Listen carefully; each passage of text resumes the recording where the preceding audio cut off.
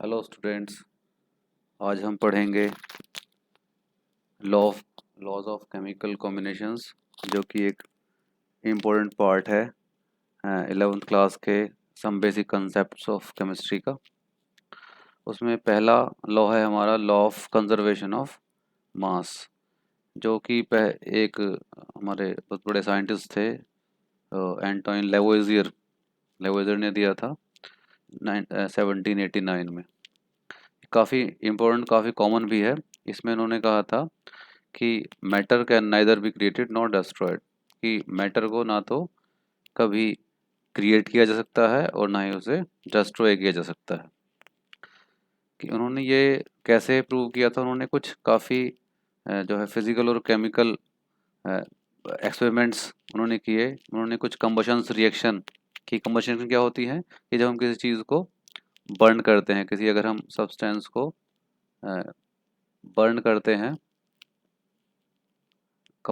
जैसे सपोज करो ए कंपोनेंट है, उसको हम जो है रिएक्शन करते हैं O2 से, तो AO2 बन जाता है। ऐसे ही ए कोई सब्सटेंस है, जैसे सी को कंबशन करते हैं हम, है ना, C+O2 is equal to CO2। उन्होंने क्या देखा कि जितना मास C और O2 में होता है रिएक्शन से पहले, उतना ही मास जो है रिएक्शन के बाद भी होता है, यानी कि उसमें कोई चेंज नहीं होता। तो मास का उन्होंने क्या देखा कि कभी भी जो है रिएक्शन से पहले या रिएक्शन के बाद कभी कोई चेंज नहीं होता है। तो इससे इन्होंने काफ़ी केयरफुल एक्सपेरिमेंट किया था। तो एक तो इससे ये प्रूव हुआ था कि जो है केमिकल रिएक्शन में या किसी भी फिजिकल रिएक्शन में भी मास को जो है ना तो हम कभी क्रिएट कर सकते हैं और ना ही उसे हम डिस्ट्रॉय कर सकते हैं। ये आजकल हमें देखने में वो सिंपल लगता है, लेकिन उस टाइम के हिसाब से काफ़ी इम्पोर्टेंट डिस्कवरी थी। ये बहुत सिंपल है ये। और आजकल थोड़ा सा इसका मॉडिफिकेशन है कि हम जो है मैटर को एनर्जी में कन्वर्ट कर सकते हैं और शायद एनर्जी को भी मैटर में कन्वर्ट कर पाएँ। सब चीज़ें हैं, लेकिन अब उस टाइम के हिसाब से अब उस अगर हम केमिस्ट्री की हिस्ट्री खाली पढ़ें तो हमारे लिए इतना ही यहाँ पे सफिशेंट है कि हम जो है मोटे तौर पे कि मैटर को ना तो कभी डिस्ट्रॉय किया जा सकता है और ना ही इसे क्रिएट किया जा सकता है, इंक्लूडिंग अगर हम बात कर रहे हैं एनर्जी की बात कर रहे हैं। हमारा नेक्स्ट लॉ है लॉ ऑफ डेफिनेट प्रोपोर्शन, जो जोसेफ प्राउस ने दिया था।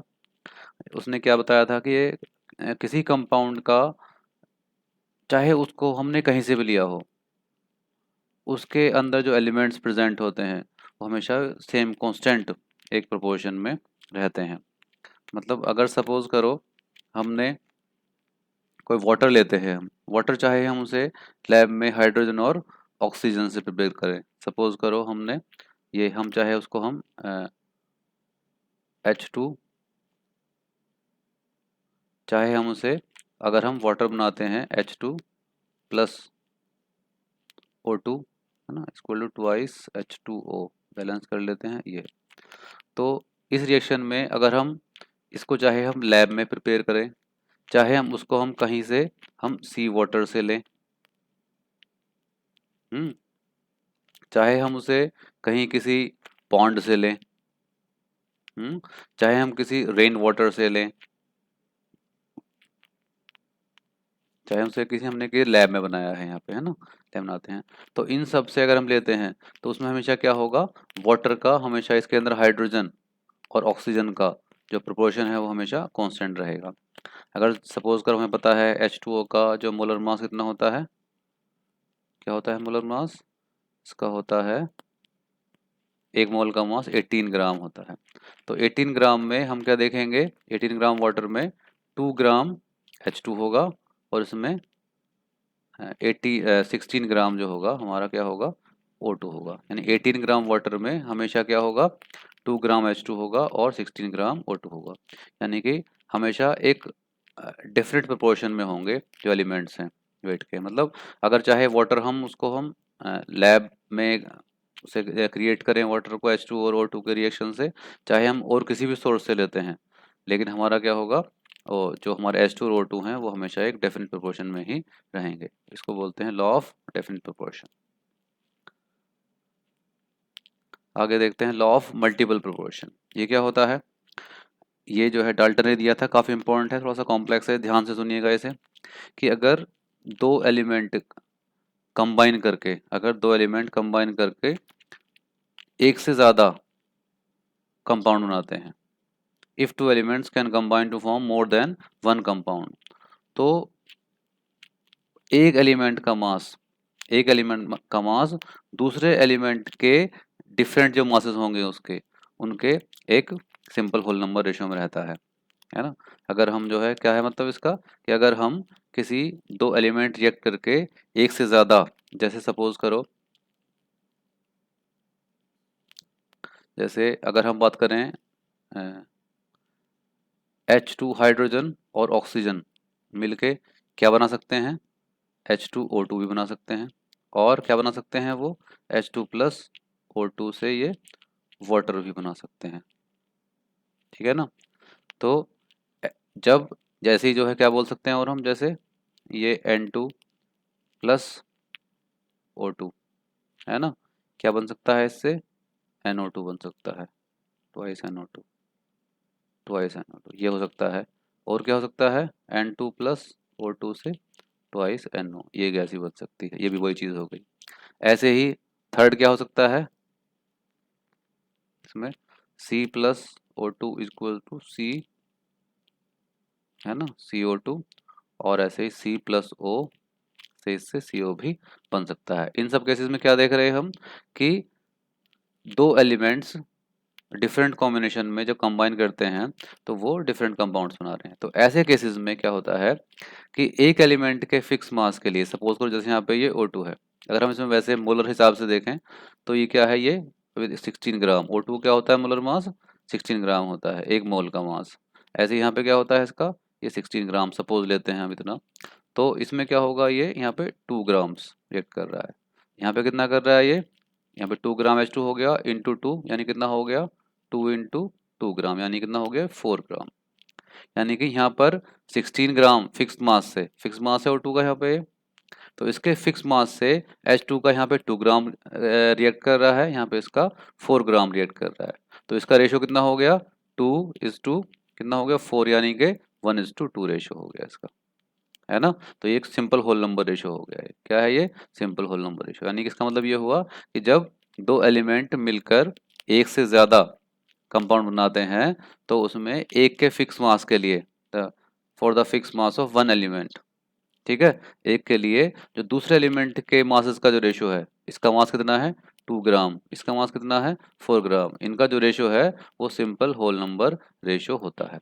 ऐसे ही यहाँ पे देखें दूसरे में, अगर इसमें हम, इसमें क्या हो गया, N2 का कितना होगा 14 होता है एटॉमिक मास एक एटम का, तो इसका मोलर मास कितना हो जाएगा N2 का, ये 14 इंटू 2 यानी कि 28 ग्राम बोल सकते हैं मोलर मास इसका। इसका कितना होगा ऐसे ही 14 इंटू 2 28, आगे बढ़ेंगे क्यों होता है मोलर मास 28 इसका वैसे, है ना। तो अभी इतना समझ लीजिए फिलहाल। यहाँ पे कितना हो जाएगा, ये O2 कितना होता है 32, तो 32 यहाँ पे कितना हो गया 32 इंटू 2, क्योंकि वो 2O2 है यहाँ पे, ठीक है ना। तो ये हो गया 64 ग्राम। तो यहाँ क्या देखते हैं हम, यहाँ पे 28 ग्राम रेट किससे कर रहा है 36 से, 28 कितने से कर रहा है यहाँ पे 32 से कर रहा है, तो कितना हो गया ये 30, यहाँ पे 1 और ये 2, ठीक है। तो यहाँ पे भी ये हो गया कि N2 का फिक्स मास जो O2 के मासेस से रिएक्ट कर रहा है, उस O2 के मासेस का रेशो कितना है 1:2 रेशो है, तो ये भी यही हो गया। तो लॉ ऑफ डेफिनेट प्रोपोर्शन ऐसे सी में इसमें भी देख सकते हैं हम, है ना। अगर हम इसमें देखें CO2 में क्या होगा, इसमें देखो C कितना है यहाँ पे, ये अगर यहाँ पे लिख देते हैं इसको साफ साफ, C प्लस O2, है ना, CO2, और यहाँ पे कितना हो गया C plus O2 equal to CO, है ना। तो ये हो गया 2IC, ठीक है। O2 यहाँ पे ऐसे लिख सकते हैं, ज़्यादा बेटर है ना। तो क्या हो गया 2IC प्लस O2, तो कितना हो गया ये, इसमें देखें कितना हो गया यहाँ पे, ये C कितना होता है इसका एटॉमिक मास 12, तो ये 12 ग्राम। C कार्बन कितने चेक कर रहा है यहाँ पे 16 इंटू 2, यानी कि 32 ग्राम से, यहाँ पे ये 2 कितना हो रहा है 2 इंटू यहाँ पे कितना 12, यानी कि 24, है ना। ये कितना है यहाँ पे 32, ये सेम था 32 से। यहाँ पे फिक्स मास किसका है 32 ग्राम। यहाँ पे किसका है फिक्स मास? 32 ग्राम। रेशियो क्या है इसका? 12 ग्राम है और ये 24 ग्राम है। रेशियो कितना हो गया? ये 1:2 रेशियो हो गया। इसका 1 है और यहाँ पे ये 2 है। ठीक है, तो ये 1 हो गया और ये 2। इसका देखें रेशियो यहाँ पे, ये 1 और ये 2 हो गया कार्बन। यहाँ पे कितना हो गया? ये हाइड्रोजन। यहाँ पे कितना? हाइड्रोजन के मासेस। यहाँ पे 2 है ये और यहाँ पे कितना है? ये 4 है। तो रेशियो क्या हो गया यहाँ पे? 1:2 रेशियो हो गया। ऐसे ही इसमें N2 क्या हो गया? ये फिक्स, N2 का फिक्स मास के लिए। ठीक है, इसके कितना हो गया? यहाँ पे 64 ग्राम लग रहा है, यहाँ पे 32 ग्राम लग रहा है। तो एक के फिक्स मास के लिए दूसरे के जो मासेस हैं उनका रेशियो जो है वो simple whole number, small whole number ratios में होता है इसका। ठीक है, तो क्या हो गया? ये लॉ ऑफ मल्टीपल प्रोपोर्शन कि अगर two elements can combine to form more than one compound, the masses of one element that combine with the fixed mass of the other element are in the ratio of small whole numbers। इसका मतलब क्या हुआ कि अगर दो element same element combine करके अगर एक से ज़्यादा तरह के कंपाउंड बनाते हैं, जैसे यहाँ पे NO2 बना रहा है और NO भी बना रहा है, H2O2 बना रहा है और H2O बना रहा है, तो ऐसे केसेस में क्या होता है कि एक एलिमेंट के फिक्स मास के लिए, एक एलिमेंट के फिक्स मास के लिए दूसरे एलिमेंट के मासेस का रेशो वो सिंपल या स्मॉल होल नंबर रेशो में होता है। तो ये है हमारा लॉ ऑफ मल्टीपल प्रोपोर्शन। आगे चलते हैं, गैलो-सॉक्स लॉ ऑफ गैसियस वॉल्यूम। ये भी बहुत सिंपल सा लॉ है और काफ़ी इम्पोर्टेंट भी है। इन्होंने क्या बताया था कि जब कोई गैसेस कंबाइन करती हैं केमिकल रिएक्शन में, तो एक सिंपल रेशो ऑफ वॉल्यूम का रेशो क्या होता है? सिंपल रेशो होता है वॉल्यूम का। ठीक है ना, उस टाइम के हिसाब से ये थोड़ा सा कॉम्प्लेक्स, आजकल तो बहुत सिंपल है, लेकिन उस टाइम के हिसाब से काफ़ी इंपॉर्टेंट डिस्कवरी थी ये। देखो जैसे अगर हम बात करें, जैसे अगर H2 और O2 की बात ही करते हैं वाटर बनाने की, H2 plus O2 is equal to क्या होगा? ट्वाइस H2O, है ना, ये हो गया। तो हम क्या कह सकते हैं कि ये चीज़ें कहाँ पे ट्रू हैं? ये सिंपल ये ट्रू हैं सेम टेम्परेचर और प्रेशर पे। टेम्परेचर प्रेशर कांस्टेंट रहना चाहिए।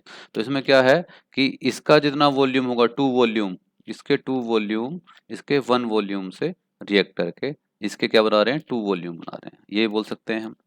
या हम कह सकते हैं इसका कि अगर इसका जितना वॉल्यूम होगा, सपोज करो इसका ये 10 वॉल्यूम है इसका, तो कितना होगा इसका? इसका 5 वॉल्यूम होगा। और कितना बनाएगा इसका? ये यहाँ पे 10 वॉल्यूम बनाएगा। 10 वॉल्यूम मतलब 10, अगर लीटर की बात करें तो यहाँ पे 10 लीटर, इसका इसका 5 लीटर से रिएक्ट करेगा और ये कितना बनाएगा? ये 10 लीटर बनाएगा। ठीक है, ये 10 लीटर रिएक्ट करेगा, इसका इसके 5 लीटर से रिएक्ट करेगा और इसका 10 लीटर बनाएगा। तो ये सिंपल रेशो है। तो इतना हो गया, देखो 10 5 10, यानी कि 2:1:2 रेशो। ऐसा क्यों होता है?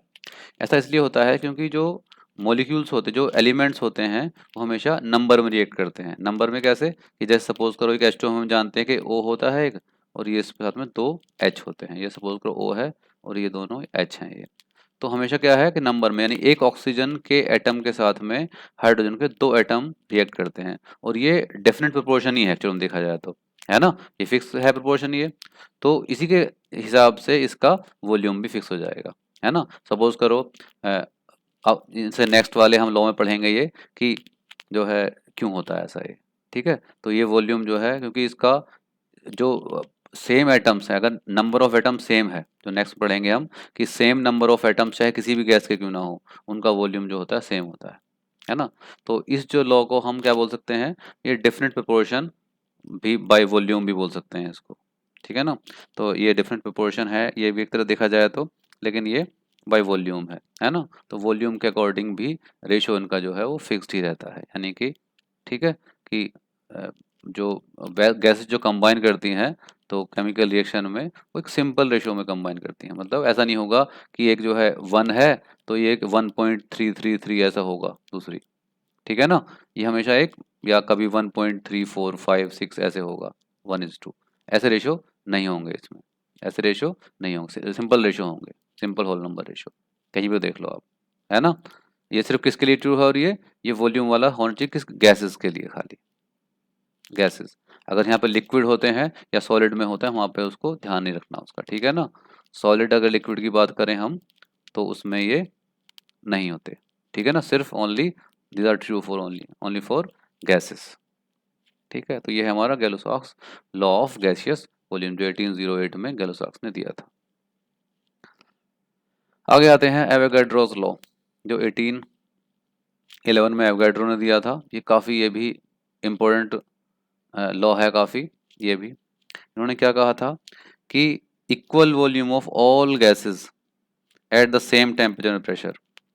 अगर अगर हम जो है सेम टेम्परेचर और प्रेशर पर अगर हम कोई भी दो गैसेस लें, सेम टेम्परेचर और प्रेशर पर अगर हम कोई भी, सपोज करो ये दोनों ये सेम वॉल्यूम, ठीक है ना, ये भी सेम, दोनों मिला के दोनों का, ये हमारे कंटेनर्स हैं और ये हमारे जो है सेम वॉल्यूम है, सपोज करो ये से बना देते हैं इसको हम। ठीक है, ये कंटेनर है हमारे कुछ, इनमें जो वॉल्यूम क्या है इनका, इनका सेम वॉल्यूम। तो इसके अंदर जो मॉलिक्यूल, चाहे वो छोटे मॉलिक्यूल हों चाहे वो बड़े मॉलिक्यूल्स हों, सपोज करो ये यहाँ पे 6 मॉलिक्यूल्स हैं इसमें, तो इसमें अगर हम बड़े मॉलिक्यूल ले लें, यहाँ पे ऐसे ले रहा हूँ, मतलब इतने बड़े नहीं होते मॉलिक्यूल, लेकिन है एग्जांपल के लिए, तो इन दोनों में सेम टेम्परेचर प्रेशर पर अगर हम प्रेशर और टेम्परेचर उसका सेम रखें, तो इन दोनों का सेम वॉल्यूम में नंबर ऑफ एटम्स भी सेम होगा।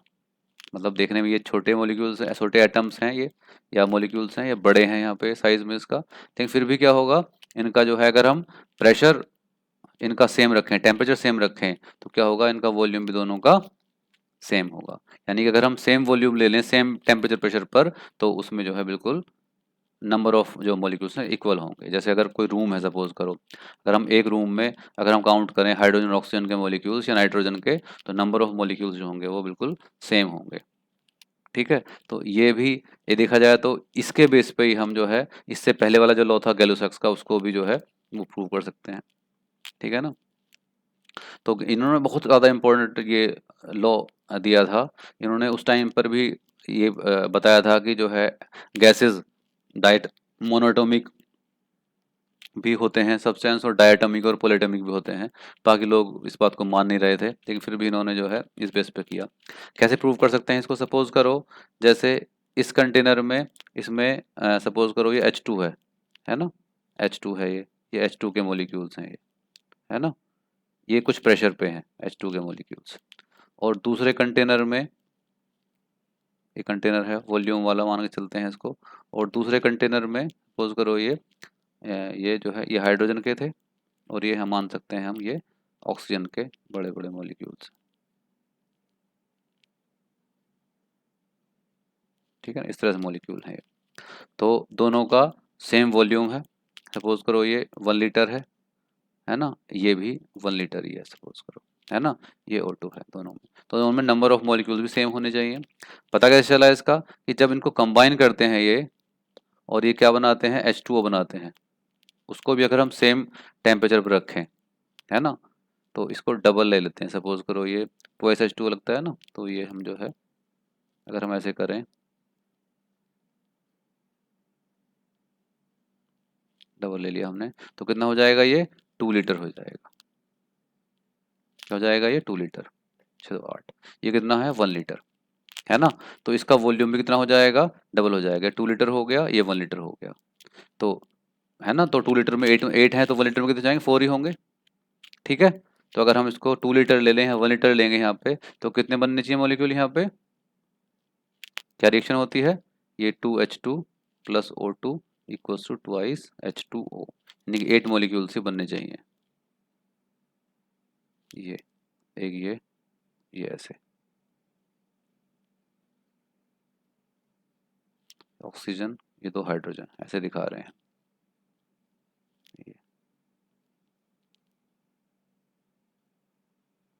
ये ऐसे। ठीक है, तो हमने क्या देखा, कितना होगा ये 2 लीटर होगा। ठीक है, तो अगर हम इसको देखें, इसकी अगर हम देखें, इसका 1 लीटर ले लें, तो इसके 1 लीटर में कितना हो जाएगा, 1 लीटर में कितने 4 मॉलिक्यूल्स होंगे, 4 इसके मॉलिक्यूल्स होंगे। इसके 1 लीटर में कितने होंगे, इसमें भी 4 मॉलिक्यूल्स हैं। इसके 1 लीटर में कितने होंगे, इसमें भी इसके 4 मॉलिक्यूल्स ही होंगे वाटर के। देखा? तो इसका मतलब देखा हमने सेम टेम्परेचर प्रेशर पर, क्योंकि ये इससे कंबाइन हो जाते हैं, ऐसे ही होगा ना, ये सेम वॉल्यूम है ये, तो इसके भी सेम वॉल्यूम होंगे। इससे हम एक तो ये प्रूव हो गया, इसने एवोगाड्रो ने क्या किया था कि ये इससे क्या हो गया, वो वाला गैलो-सॉक्स लॉ भी हो गया, है ना, कि सिंपल रेशियो में होती है, 2:1:2, ये भी हो गया। ठीक है, तो ये क्या होता है कि अगर हम सेम वॉल्यूम लें, है ना, सपोज करो ये हमारा ये 10 लीटर वॉल्यूम है, ये भी हमारा 10 लीटर वॉल्यूम है, तो दोनों में क्या होगा, दोनों में सेम नंबर ऑफ एटम्स या मॉलिक्यूल्स या पार्टिकल जो कुछ भी होंगे इसमें। ठीक है, कंडीशंस क्या है, सेम टेम्परेचर एंड प्रेशर, ध्यान रखना है इसका। मेन चीज़ है इसके अंदर क्या, इसका ये भी काफ़ी इंपॉर्टेंट है कि सेम टेम्परेचर और प्रेशर पर। ठीक है, ये बाद में देखेंगे हम ऐसा क्यों होता है कि टेम्परेचर और प्रेशर पे से क्या इस पर फर्क पड़ता है नंबर ऑफ मॉलिक्यूल्स पर, डिटेल में स्टडी करेंगे इन सब चीज़ों को। तो फिलहाल हम जो है ये चीज़ समझें। ठीक है, तो एवोगाड्रो लॉ क्या हो गया कि equal number of all gases, equal volume of all gases, अगर सारी गैसेस कोई भी गैस लें, है ना, कोई भी गैस लें, उनका जो अगर वॉल्यूम सेम है तो उसके अंदर जो मॉलिक्यूल्स होंगे, नंबर ऑफ मॉलिक्यूल्स होंगे या पार्टिकल्स होंगे उसके अंदर, वो भी उनका नंबर भी सेम होगा। ठीक है, ये है हमारा एवोगाड्रोस लॉ। इसको आगे सब चीज़ें काफ़ी, अगर इनको बिल्कुल ठीक से समझने के लिए आगे और केमिस्ट्री का जो है स्टेट्स ऑफ मैटर वगैरह आगे हम पढ़ेंगे कि प्रेशर क्या होता है, उससे वॉल्यूम क्या चीज़ें होती हैं, उन सब के बारे में भी हम पढ़ेंगे। ठीक है, ओके, थैंक यू।